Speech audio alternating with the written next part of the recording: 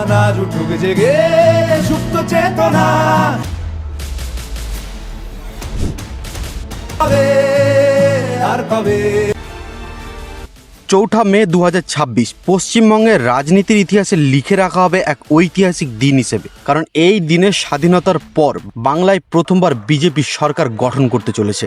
এই মুহূর্তে 294টার মধ্যে 207টি আসন পেয়ে বিজেপি জয়লাভ করেছে। এটা শুধু জয় নয়, এটা একেবারে রাজনৈতিক ঝড়। এতদিন মানুষের মধ্যে একটা ধারণা ছিল যে পশ্চিমবঙ্গ মানে তৃণমূল কংগ্রেসের শক্ত ঘাঁটি, আর এই ঘাঁটি ভাঙা প্রায় অসম্ভব।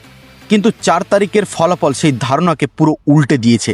প্রায় সব এক্সিট পোলের ফল মিলছে বাস্তবের সাথে। শুধু তাই নয়, অনেকে বলছে এটা হারের গল্প নয়, এটা মমতা ব্যানার্জির রাজনৈতিক পতনের সূচনা। কিন্তু এখন প্রশ্ন হচ্ছে 2021 সালে যেখানে 210টি আসন জিতে ক্ষমতায় ফিরেছিলেন মমতা ব্যানার্জি, সেই দল আজ 100 গণ্ডি পার করতে পারছে না কেন? এটা কি শুধু হিন্দু মুসলিম রাজনীতি, নাকি এর পিছনে আছে আরও বড় কোনো কারণ?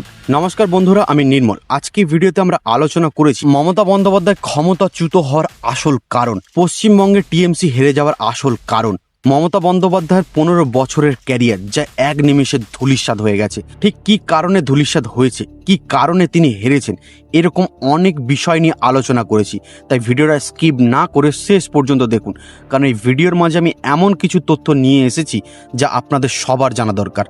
তাহলে চলুন দেরি না করে ভিডিওটা শুরু করা যাক। টিএমসির এই হারের কারণ বুঝতে গেলে আমাদেরকে একটু পিছিয়ে যেতে হবে 2021 সালের নির্বাচনের সময়। সেই সময় তৃণমূল কংগ্রেস পেয়েছিল 48% ভোট আর বিজেপি পেয়েছিল 38%। এই 10% পার্থক্যটাই ছিল আসল গেম চেঞ্জার। অনেকেই তখন 38% ভোটকে ছোট করে দেখেছিল, কিন্তু আসল ছবিটা ছিল অন্যরকম। মাত্র কয়েক বছরের মধ্যেই বিজেপি প্রায় 0 থেকে 38%-এ পৌঁছে গিয়েছিল। মানে তাদের একটা শক্ত ভোটার ব্যাংক তৈরি হয়ে গিয়েছিল, শুধু বাকি ছিল সেই ভোটটাকে এক জায়গায় করা। আর 2026-এ এসে ঠিক সেটাই ঘটেছে। 2021 থেকে 2026 এই 5 বছরের সবচেয়ে বড় যে পরিবর্তনটা হয়েছে সেটা শুধু ভোট ব্যাংক নয়, সেটা হলো মানুষের মাইন্ডসেট। যে বাকি ভোটটা 2021-এ বিজেপির হাতে আসেনি, সেটা 2026-এ ধীরে ধীরে বিজেপির দিকে ঘুরে গেছে। কিন্তু এখানে একটা ইন্টারেস্টিং ব্যাপার আছে। 2024 সালের লোকসভা ভোটে বিজেপি কিন্তু তৃণমূলের থেকে অনেকটাই পিছিয়ে ছিল। তাহলে এখন প্রশ্ন ওঠে, যদি হিন্দু মুসলিম রাজনীতি আসল ফ্যাক্টর হতো, তাহলে 2024 সালে মমতা ব্যানার্জি এতটা এগিয়ে গেলেন কিভাবে? কিছু রিপোর্ট বলছে 2024-এ বিজেপি প্রায় 8.3% মুসলিম ভোট পেয়েছিলেন। তার মানে একটা জিনিস পুরোপুরি পরিষ্কার, শুধু ধর্মের রাজনীতি দিয়ে এই ফলাফল ব্যাখ্যা করা যায় না। তাই অনেক বিশেষজ্ঞ বলছেন আসল গেম চেঞ্জ ছিল শেষ 2 বছর, 2024 থেকে 2026। আর এই সময় নির্বাচন কমিশনের ভূমিকা ছিল গুরুত্বপূর্ণ। এবার যেভাবে মিলিটারি লেভেল সিকিউরিটি দিয়ে ভোট করানো হয়েছে, তাতে সাধারণ মানুষ নিজেদের মতামত স্বাধীনভাবে ইভিএমে দিতে পেরেছে। কিন্তু সবচেয়ে বড় ফ্যাক্টরটা কোথায় জানেন? চাকরি।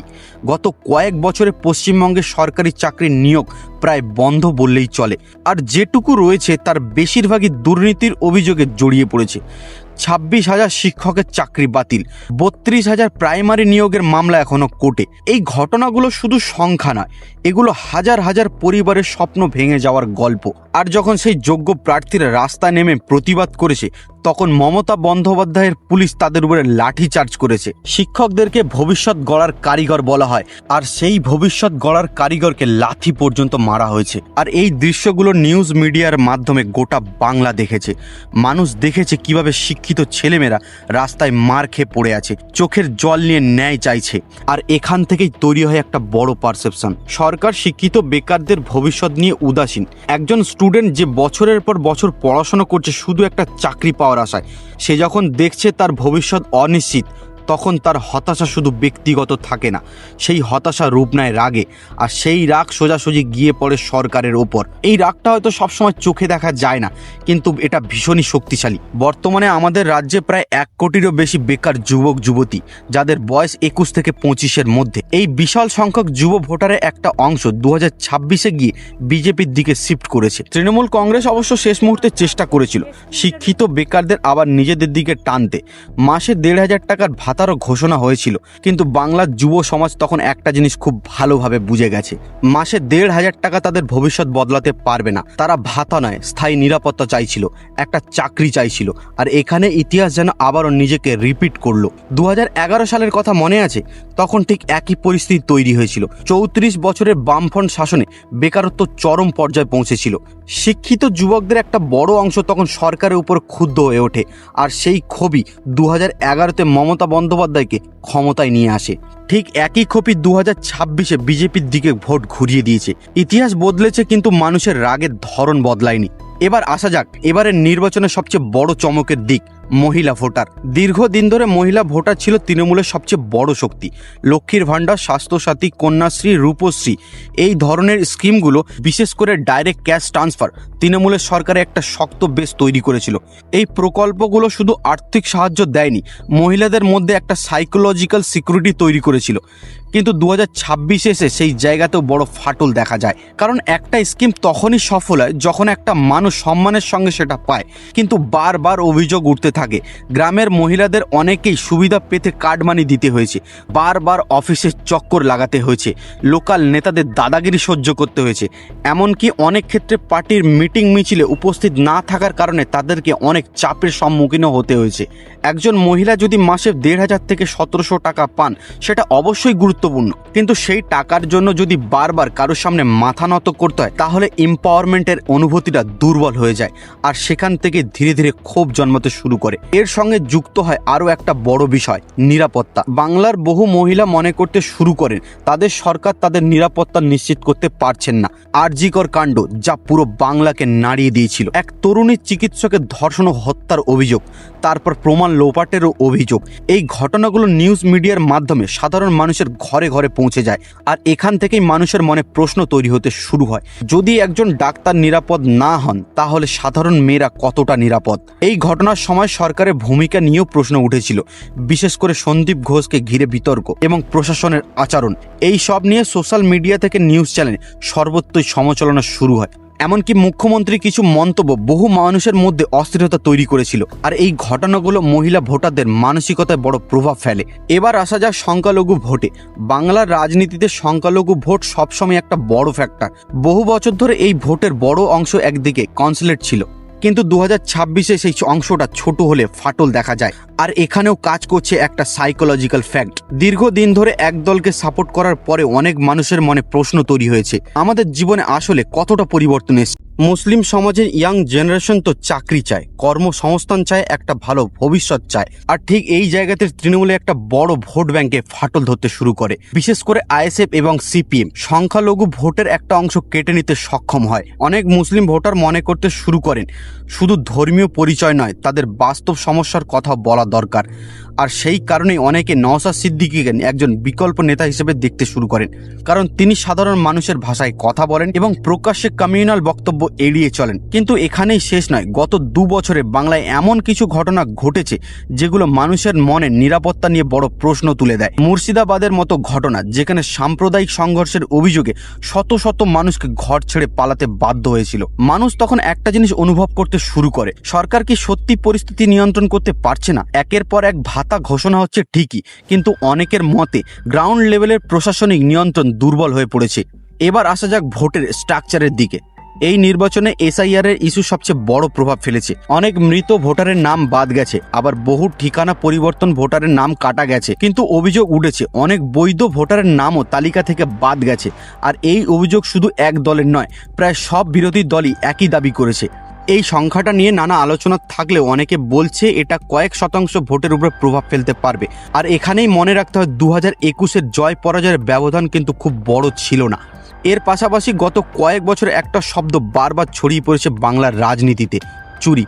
চাকরি চুরি, বালি চুরি, কয়লা চুরি।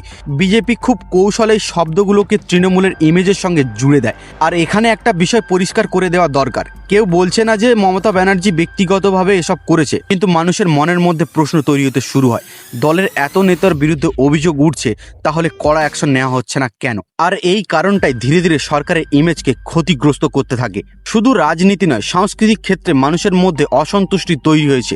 ইউটিউবারদের বিরুদ্ধে মামলা, থ্রেড কালচারে অভিযোগ, ফিল্ম ইন্ডাস্ট্রিতে বিতর্ক, ল্যান্ড মাফিয়া থেকে টোটো সিন্ডিকেট অভিযোগ।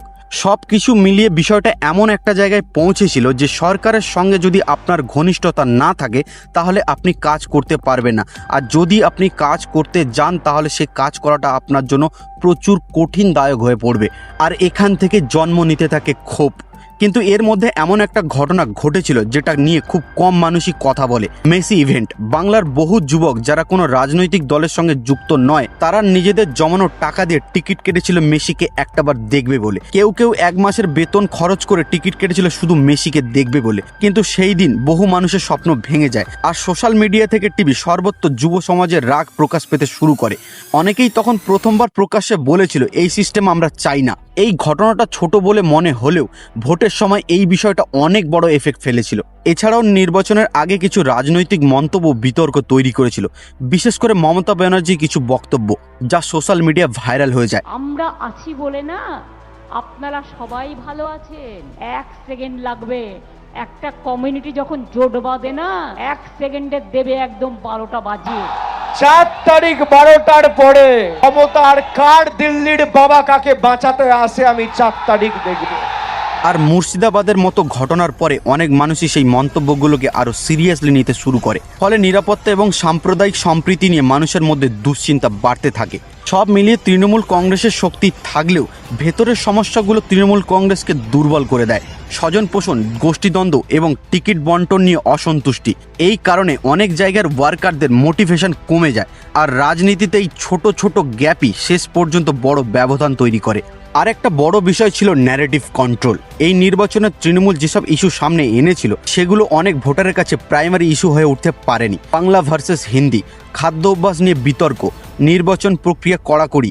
অন্যদিকে বিজেপির কাছে ছিল চাকরি দুর্নীতি, প্রশাসনিক ব্যর্থতা, ল অ্যান্ড অর্ডার এবং তাদের হিন্দুবাদী ন্যারেটিভ। আর এই ইস্যুগুলোকে তারা বারবার সামনে এনেছে। তবে একটা কথা মনে রাখা খুবই দরকার, ক্ষমতায় আসা যতটা কঠিন, কিন্তু ক্ষমতাকে ধরে রাখা তার চেয়ে আরো বড় কঠিন।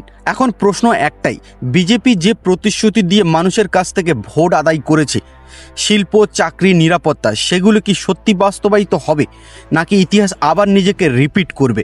এই পরিবর্তনের পর বাংলার রাজনীতি কোন দিকে যাবে, এখন সেটাই দেখার পালা। সবশেষে আমার নিজস্ব একটি ব্যক্তিগত মতামত, বিজেপি বাংলায় জিতেছে বলে এত মাতামাতি করার কিছু নেই। আপনি কি ভাবছেন বাংলায় বিজেপি এসছে মানে রাতারাতি সবকিছু বদলে যাবে? না, একদমই না। রাতারাতি সবকিছু বদলে যায় না। আজ বাংলার মানুষ যেভাবে তাদের সাহস এবং শক্তি দেখিয়েছে তা সত্যি প্রশংসাযোগ্য। 15 বছর ধরে ক্ষমতায় থাকা এই তৃণমূল সরকার যেভাবে মানুষের মধ্যে ভয়ের সৃষ্টি করেছিল, সেই ভয়কে কাটিয়ে আজ বাংলার মানুষ বিজেপিকে জয় এনে দিয়েছে। তাই একটা কথা বলছি, সবাই মনে রাখবেন, সরকার যেই গঠন করুক না কেন, সে যদি তার প্রতিশ্রুতি রাখতে না পারে, সরকার যদি তার নিজস্ব কাজ ঠিকঠাকভাবে করতে না পারে, তাহলে আগামী 5 বছরে এই সরকারকেও আবার সরিয়ে দেওয়া দরকার। যে সরকার দীর্ঘদিন থাকবে সেই সরকার সন্ত্রাস এবং ত্রাসের সৃষ্টি করবে। ভিডিওটা এখানেই শেষ করছি, দেখা হচ্ছে পরবর্তী ভিডিওতে। ততক্ষণ সবাই ভালো থাকবেন, সুস্থ থাকবেন। আর হ্যাঁ, ভিডিওটা যদি ভালো লেগে থাকে একটা লাইক করে চ্যানেলটি সাবস্ক্রাইব করে দেবেন। আর আপনাদের মতামত অবশ্যই কমেন্টে জানাবেন।